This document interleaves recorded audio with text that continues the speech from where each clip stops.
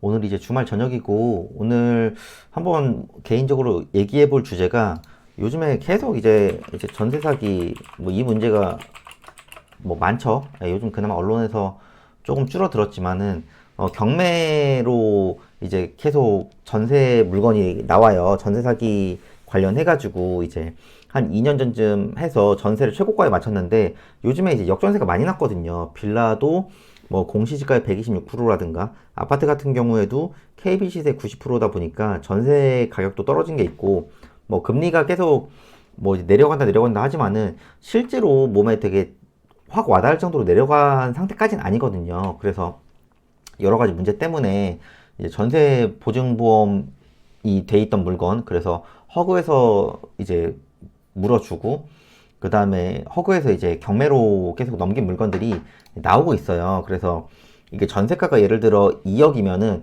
지금 시세로 여러 가지 뭐 빌라나 아파트로 하면은 2억이 안 되거든요. 지금 일반적으로 거의 한 1억 5천, 1억 6천 뭐 이 정도 돼요.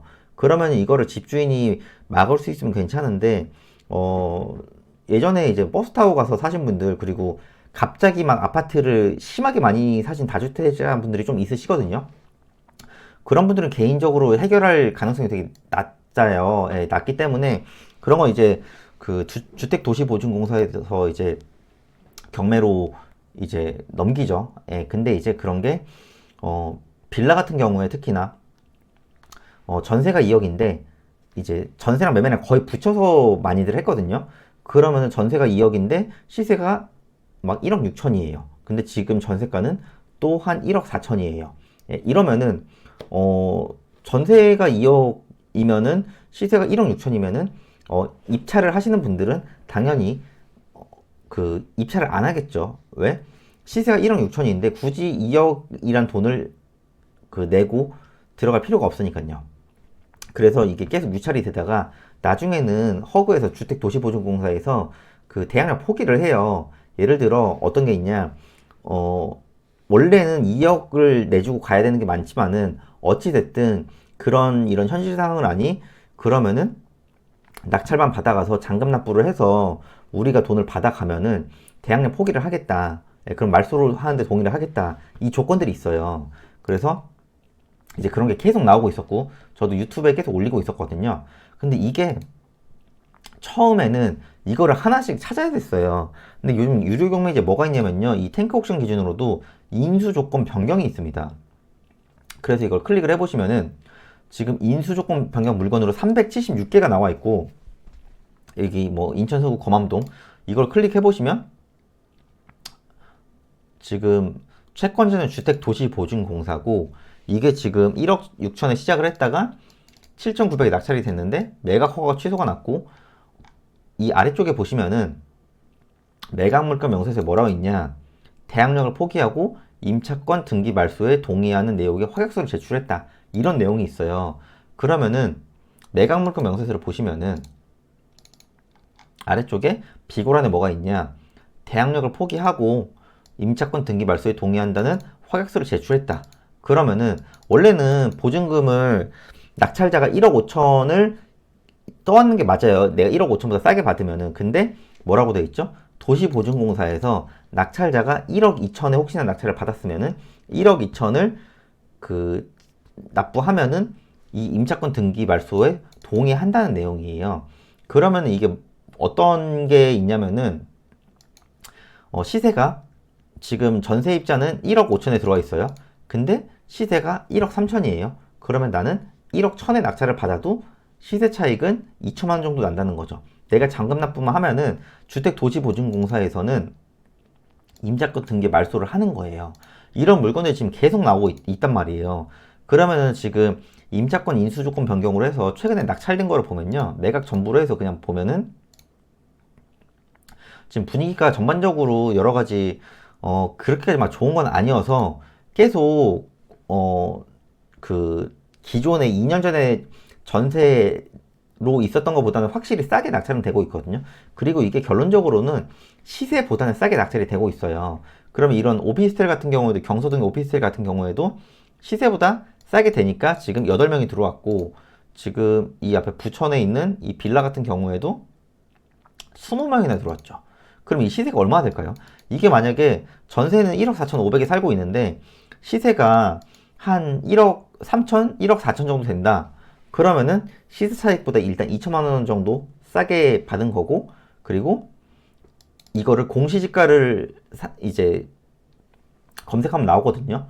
공시지가 126%를 해서 뭐 1억 1천에 가능하다. 그럼 내 돈 갭 500만 원에 빌라를 맞출 수 있는 거죠. 그리고 이런 거는 입지가 좋은 거는 저는 가져가는 게 맞다고 보고, 조금 애매하다. 그러면은 뭐 조금 내가 한 바퀴 사이클을 돌려보고 싶다. 그러면은 뭐 단타 투자를 하는 것도 저는 뭐 나쁘진 않다고 보지만은 단타 투자를 그렇게 많이 하는 걸 추천하지 않습니다.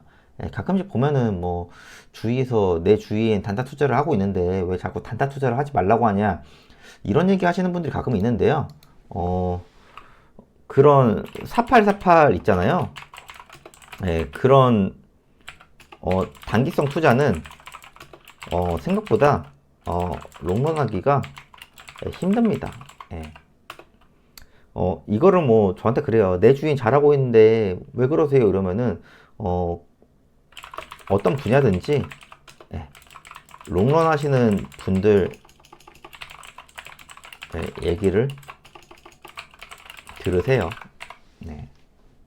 4848에서 부자이신 분을 제가 본 적이 없다고요. 예. 제가 항상 얘기를 하잖아요. 예. 근데 가끔씩 뭐 저한테 상담 전화 오기도 하고 뭐 이제 수업 신청할 때도 그렇고 예. 그런 얘기 하시는 분들이 있는데 잘 되신 분들의 말을 들으세요. 제가 잘 됐다는 얘기가 아니고 제가 되게 좋은 동네에서 오래도 살았고 제가 되게 큰 자산을 가지고 있으신 분들의 처음부터 그 스토리를 많이 듣거든요. 예. 소위 말해서 강남에서 실거주 하신 분들이 몇 명이나 있을 것 같으세요? 제 유튜브 영상 보시는 분들도 그렇고 예. 그럼 보시는 분들 중에서도 내 주위에 소위 말한 강남에서 전월세 말고 실거주로 10년 이상 하신 분이 주위에 있다면은 그런 분들 말들을 들으세요. 예. 자꾸 좀 뭐라고 해야 되죠? 되게 실체가 없는 분들 얘기를 자꾸 들으려고 하시는데 예, 그러면은 나중에 문제가 생깁니다. 네. 그래서 입지를 잘 봐야 되고 이 화곡동 물건 같은 경우에도 2명 들어왔지만은 이것도 뭐 시세 파악을 잘 하셨겠죠. 예. 그러니까 지금 이게 계속 이건 2억 7천이죠. 근데 전세는 2억 5천이죠.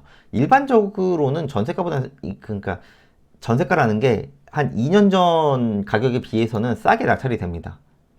이런 봉천동에 있는 것도 1억 8천2백에 8명이 들어왔는데 지금 2억 4천5백이죠. 일반적으로 이런 케이스가 굉장히 많아요. 그러니까 대학내 포기물건 있잖아요. 대학내 포기물건은요. 일단은 현재 기준으로 시세보다는 싸게 받을 수 있다. 이거는 거의 맞는 말이고요. 그 다음에 물건의 입지를 분석해서 뭐 매매 사업자로 단타 뭐 한두 번 정도 하시던가 아니면은 좀 개발 구역이나 뭐 여러 가지 호재성이 있는 물건, 장기로 들고 가면 더 좋을 물건, 이거는 그냥 가져가세요. 뭐 이런 얘기 아시잖아요. 부동산 투자하신 분들 많이 아시겠지만은 계속 땅값은 올랐고 지금 건축비가 갑자기 단기간에 많이 올랐잖아요. 어차피 건축비는 떨어질 수가 없어요. 건축비가 떨어지면 사겠다고 하시는 분 가끔 있는데 그거는 부동산을 모르시는 분들이 하는 얘기고요. 인건비가 떨어지는 거 봤습니까? 자재값이 떨어지는 거 봤나요?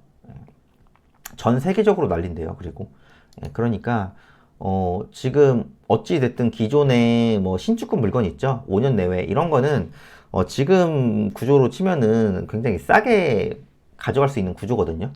그러니까 좀 장기 보유 쪽으로 하시고 좀 괜찮은 물건을 받아서 조금 가지고 가도 조금 애매한 물건이 있다 이런 거 있잖아요. 그런 거는 매매 사업자 내셔서 단타로 조금 하세요.